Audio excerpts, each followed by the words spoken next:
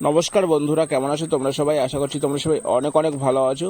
আর আজকে আমার সিঙ্গেল পায়রাগুলোর লফটে চলে আসলাম। মেল ফিমেল সব আলাদা করা, ঠিক আছে। এখানে সব ছেলে মেয়ে পায়রা সব আলাদা করা। আর যেটা আমি তোমাদের দেখাচ্ছি, এই লফটটা হচ্ছে সব ছেলে পায়রা এখানে, ঠিক আছে। সব মেল এখানে দেখো, সব ছেলে পায়রাগুলো। এগুলো এগুলো কিছু বাচ্চা আছে, কিছু পুরো ব্রিডিং পেয়ারা আছে, ঠিক আছে।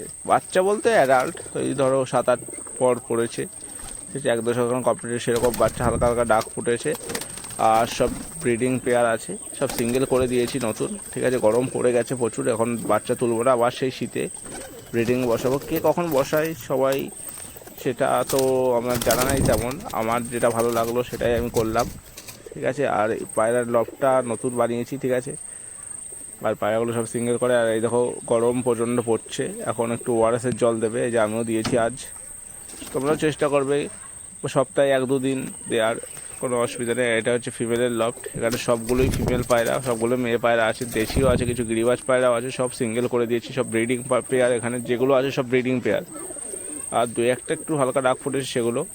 আর চারিদিকটা দেখতেই পাচ্ছ নীল নীল নেট দিয়ে ঘেরা আছে, যাতে মশা খুব বেশি ডিস্টার্ব না করে। পায়রাগুলো দেখো সব এক এক করে তোমাদের দেখাই।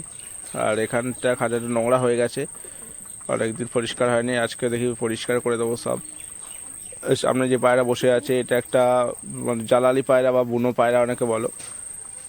এই হচ্ছে আমার ফুল লফট, তোমাদের দেখাই। লফটটা এখানে বসিয়েছি যাতে পায়রাগুলো রোদও পায়, একটু হাওয়া বাতাসও ঢোকে। আর এখানটায় রাত্রে মশার ডিস্টার্ব করে, ওই জন্য নেট দিয়ে পুরো ঘেরা। পায়রার লফটটা কেমন, পায়রাগুলো কেমন লাগছে অবশ্যই জানিও। সব সেপারেট করা, এখানে সব মেল, এগুলো ফিমেল। যা আছে তোমাদের সব দেখালাম পায়রাগুলো। আর এখানে আজকে ওআরএসের জল দিয়েছি, তোমরাও চেষ্টা করবে এই গরমে ওআরএসের জল দেওয়ার। পায়রাগুলো কেমন লাগলো অবশ্যই জানিও বন্ধুরা।